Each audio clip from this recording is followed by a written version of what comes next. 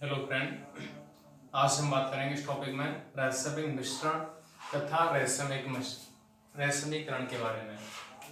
अब रासायनिक मिश्रण होता क्या है उससे पहले बात करेंगे अपन ध्रुवण गुणक यौगिक। ध्रुवण गुणक यौगिक, अब अपन बात करें ध्रुवण गुणक यौगिक क्या होता है।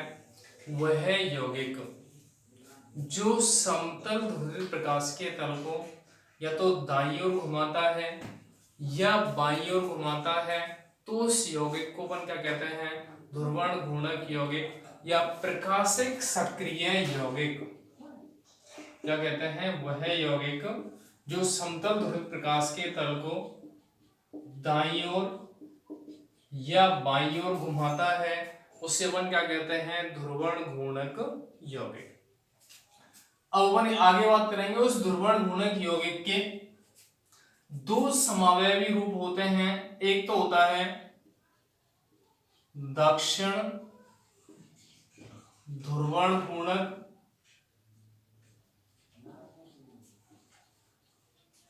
और एक होता है वाम ध्रुवण घूर्णक। एक को अपन कहते हैं डी और एक क्या कहलाता है, एल। उस ध्रुवण गुणक यौगिक के दो समावयवी रूप होते हैं। एक तो होता है वाम ध्रुवण गुणक और एक होता है दक्षिण ध्रुवण गुणक। तो यहां से अपन कहते हैं, परिभाषा क्या होती है रासायनिक मिश्रण की, वो अपन सुन लें कि यहां से अपन कहते हैं कि इस दक्षिण ध्रुवण गुणक का अपन कितना पार्ट ले लें, 50%। इसका भी कितना पार्ट ले लें, 50%। दोनों क्या कर दें, मिक्स कर दें। मिक्स करेंगे तो टोटल पार्ट कितना आ जाएगा, 100%। तो ये जो मिश्रण है उसमें डी भी है और एल भी है, इसको अपन क्या कहेंगे, डी एल, या क्या कहेंगे, इसको प्लस भी कहते हैं, इसको माइनस भी कहते हैं। तो अपन क्या कह सकते हैं, प्लस माइनस। तो परिभाषा क्या होती है वो सुन लें।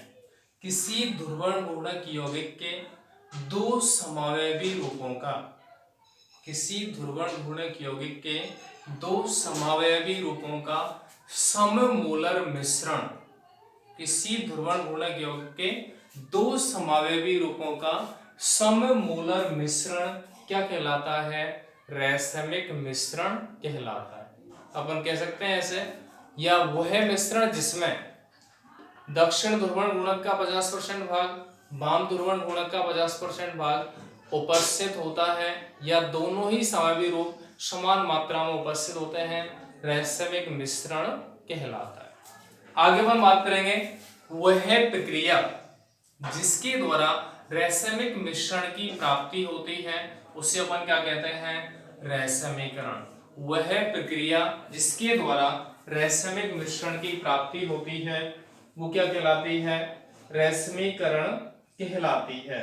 तो यहां से अपन कह सकते हैं कि दोनों पॉइंट है, रासायनिक मिश्रण भी हो गया, रासायनिकरण भी हो गया। आगे हम बात करें कुछ रिएक्शंस ऐसी होती हैं जिनके माध्यम से रासायनिक मिश्रण की प्राप्ति हो जाती है। जैसे एग्जांपल लें, जैसे उदाहरण लेंगे क्या, CH3 CHOH COOH। ये जो रूप है या तो डी होगा या एल होगा, जिसको अपन क्या कहते हैं, लैक्टिक अम्ल।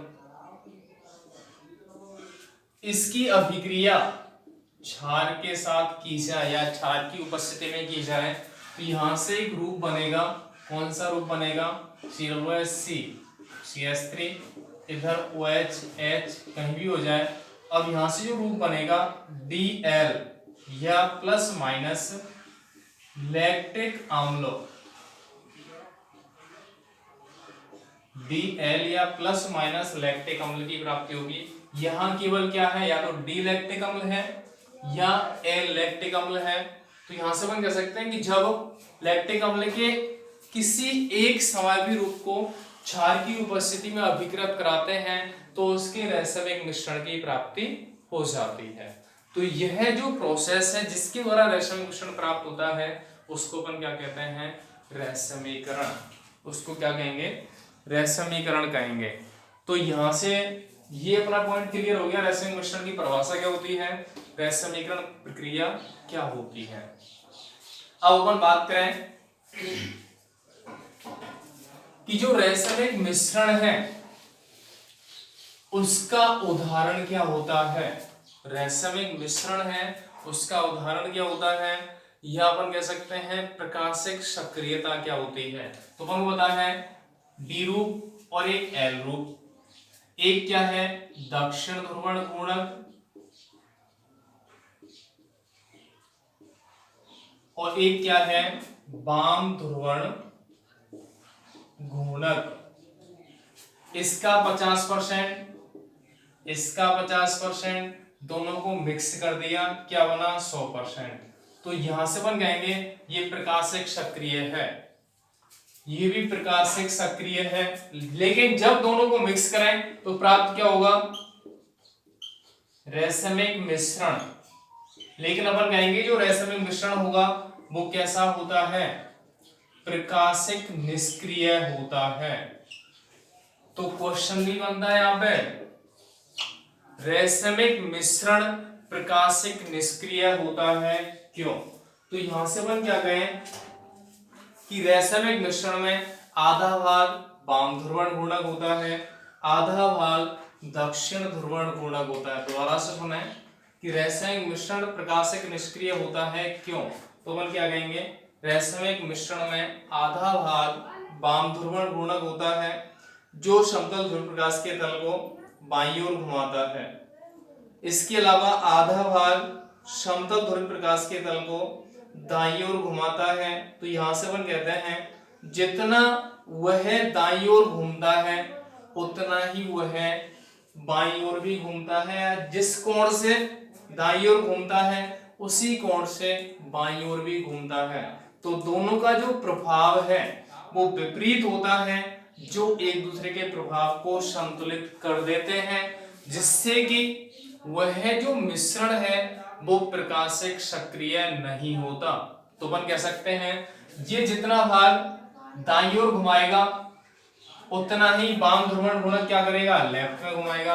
और दोनों की मात्रा क्या होती है, समान। तो दोनों के जो भाग हैं एक दूसरे के प्रभाव क्या करेंगे, संतुलित करेंगे। और संतुलित करेंगे तो जो रैसमिक मिश्रण है वो प्रकाशिक निष्क्रिय हो जाएगा। तो क्वेश्चन सीधा सा यही है कि रैसमिक मिश्रण प्रकाशिक निष्क्रिय होता है। तो अपन क्या कहते हैं, रैसमिक मिश्रण बाह्य प्रतिकार के कारण प्रकाशिक निष्क्रिय होता है, क्योंकि दक्षिण ध्रुवण गुणक समतल ध्रुव प्रकाश के तल को दाईं ओर घुमाता है तथा वाम ध्रुवण गुणक समतल ध्रुव प्रकाश के तल को बाईं ओर घुमाता है। दोनों एक दूसरे के प्रभाव को संतुलित कर देते हैं, जिससे रैसमिक मिश्रण प्रकाशिक निष्क्रिय हो जाता है। ठीक है, तो ये अपना क्वेश्चन बन जाएगा रैसमिक मिश्रण का। इसके अलावा जैसे एग्जाम्पल अपन बात करते हैं कि एक अभिक्रिया होती है कौन सी, SN1। SN1 जो अभिक्रिया है उस अभिक्रिया में जो उत्पाद की प्राप्ति होती है वो रैसमिक मिश्रण के द्वारा ही प्राप्त होता है। तो यहां से अपन क्या कहते हैं कि जो भी रैसमिक मिश्रण अपना प्राप्त होता है CH3 CH OH CH2 CH3, SN1 और SN2 जो अभिक्रिया है वो हेलो एल्केन की हैं। तो यहां से क्या जाता है, सबसे पहले ब्रोमीन जाता है, ब्रोमीन जाएगा तो बनेगा क्या CH3 C CH3 H, इस पे क्या जाएगा प्लस और यहां से क्या निकलेगा Br माइनस। उसके बाद यहां दो प्रकार की स्थिति होती है, इसको अपन क्या कहते हैं, कार्बोधनायन। इसको अपन क्या कहते हैं, कार्बोधनायन।